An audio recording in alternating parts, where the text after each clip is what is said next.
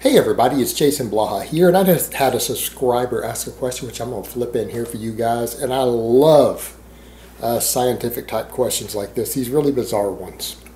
And he basically wants to know, is it true, the theory true, that humans are evolved more for endurance running than for strength, and is that one of the reasons that we seem to gain muscle slower than other animals? So let me put on my +5 hat of weaponsmithing, do a little bit of crafting, and let's talk about this. Now, one of the things I do want to point out there, yes, there's a lot of truth to this theory. Most experts are aware of this. Anthropologists are aware of this. It's not really, well, it's a theory in the scientific sense of it has a lot of supporting data. You're thinking of more of a hypothesis, which means unproven, not a lot of data supporting it. This is pretty well supported at this point. And anthropology and biology has pretty strong backing for this theory at this point. But one of the things that needs to be noted there, we don't gain muscle slower than other animals unless they're bigger than us. And that's because they just have a bigger frame and more muscle to start. So that's why they gain 20 pounds or 100 pounds of muscle easier than we do, because they're much, much bigger than we are. You're thinking of things like feedlot cattle. Other animals don't really gain muscle faster than us, but they are pound for pound dramatically stronger than us. And I don't mean by just a little bit. For example, the average 120-pound female chimpanzee will make most world-class level deadlifters feel pretty weak, meaning nobody who weighs 200 pounds in a 190 or 200 pound weight class is going to deadlift as much as a 120-pound female chimpanzee. She's going to be able to go toe-to-toe with them. So that gives you an idea there. And these are usually guys on drugs that are genetic freaks. And when you start talking about things like a gorilla, you know, I mean, a male silverback gorilla has been estimated could deadlift well over 2,000 pounds, maybe 3,000, just based upon their fourth generation. So they're very, very strong, but it's not just because of their size. They have more muscle power than we do. Now, one of the things that needs to be noted, humans are a very specialized species. We have some interesting things about us that other animals do not have, and so sometimes we get these things confused.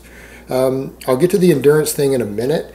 But as far as the strength end goes, we have lower neural efficiency for strength than other animals because we have better motor skills. Like we're better at tactile stuff. We're better at little bitty intricate things like art or little things like I'm doing. A chimpanzee or a gorilla would struggle to handle these little casings and do all this little finite stuff I'm doing right now. Even arts, crafts, writing is more difficult for them. They don't have the soft touch and the tactile skills that we do because they're stronger, and that strength carries over to even their fingertips, and they tend to break things a lot easier. So they struggle with these little fine, delicate movements that we do. So we are a little more finite, and that's one component of it, of why they are stronger than us. It's a different neural efficiency.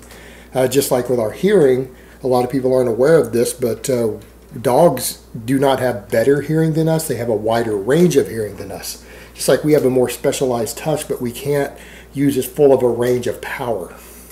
So we don't have the same strength on the other end of the scale that a chimpanzee does, or a gorilla does, or even your dog does. I mean, try holding back your 60-pound dog, even when you lift weights. When he gets excited and you got him on a chain and he wants to pull pretty hard, you'll find sometimes he's just as strong as you are at a third of the body weight, if not stronger sometimes. Perspective. But with our hearing, we actually hear finite sounds better than they do. For example, your dog, so people will argue, well, they understand my speech. No, they understand some basic syllables, but they don't hear the individual syllables and little fine details the way that you do. They don't hear the fine details in music and speech the way that you do. Their ears don't register it. But they can hear pitches further to the extremes outside of your hearing that you can't hear. So they can hear little things that are too quiet for you to hear, and so on and so forth, but you get more detail. It's not that one hearing is better than the other, they're both specialized. Our specialization's in a different type of hearing, just like our touch and movements are. So that's one factor, but when it comes to the endurance, yes, humans are very much an endurance-oriented species. We know that from watching even in Africa tribes that still practice persistence hunting, to where the men run down an animal like a gazelle or an antelope till exhaustion, and then they kill it. And people are like, what? Well, we couldn't do that. Yeah, it's been noted that people who, you know, again, come from tribal regions where they have to run and walk all day long as hunter and gatherers, they tend to develop a lot of endurance quickly. You know, they're at the level that a marathon runner's at, right? Or a super marathon runner. But any human being is capable of getting to that point. How do we get there? By running a lot.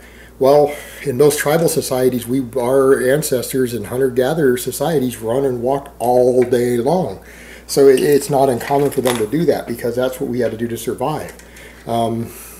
We are better at endurance than other animals, and meaning someone who's lived that way and spent their whole life doing that, you put them out in an open field with unlimited time, and it's been noted that they can run down a horse.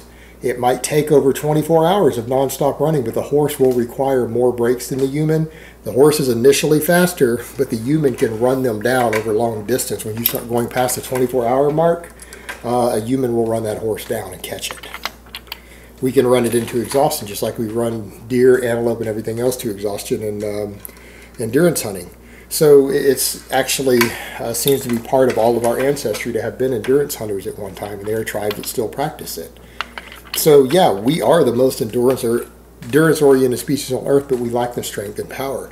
So it's actually very difficult for us to get really strong. And when you think about it, it really is, because look how much our top-level strength athletes have to train compared to, again, a chimpanzee or a gorilla that doesn't lift weights at all. I mean, again, a 120-pound chimpanzee, 140-pound chimpanzee will be stronger than you are if you start powerlifting and Olympic lifting right now and you keep doing it for 5 years straight and you reach your peak.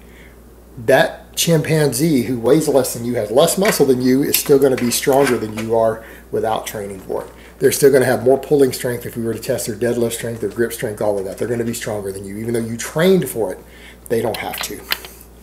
But again, endurance will outrun them all day long. And that's the interesting part. You know, we outrun other bipeds really, really easily. They don't have endurance at all. Their legs and stuff are short. But the interesting thing is that, yeah, we've noted that humans can, over very long distances, once we're used to running, and you got to remember, those horses and antelopes run all day, every day also, so they're trained as well. But once humans spend their life doing that, we can simply outrun them. We can last longer and run further than they can before we reach exhaustion. So yeah, we are the most endurance-oriented species, at least on land. Now, obviously, a bird can outfly us and a fish can outswim us, but that's in a different environment. In our environment, meaning out there on a plain or a forest or a jungle, but generally plains, we kind of evolved out on plains. As far as our last speciation, yeah, we flat outrun them. We can outrun everything out there. Again, everything on land. But again, at what price? We're weak. We're not very strong. But the thing is, we didn't have to be strong, because people would be like, well, what good is catching the animal if, you know, you're still not strong enough to do anything about it? Well, because we have these tactile skills and we learned to make tools and weapons. We made weapons long, long before we became Homo sapien. So we know even our pre-ancestors 2 million years ago were running down these animals on foot, sometimes to exhaustion, killing them with an object, a spear, a rock, and then cooking and eating them. So yeah, that's what we're good at. So rather than be strong, we didn't have to be strong in the wild. Our technology, due to our tactile skills and our intelligence, allowed us to make weaponry so that when we do catch them, we can kill them without being as strong as they are.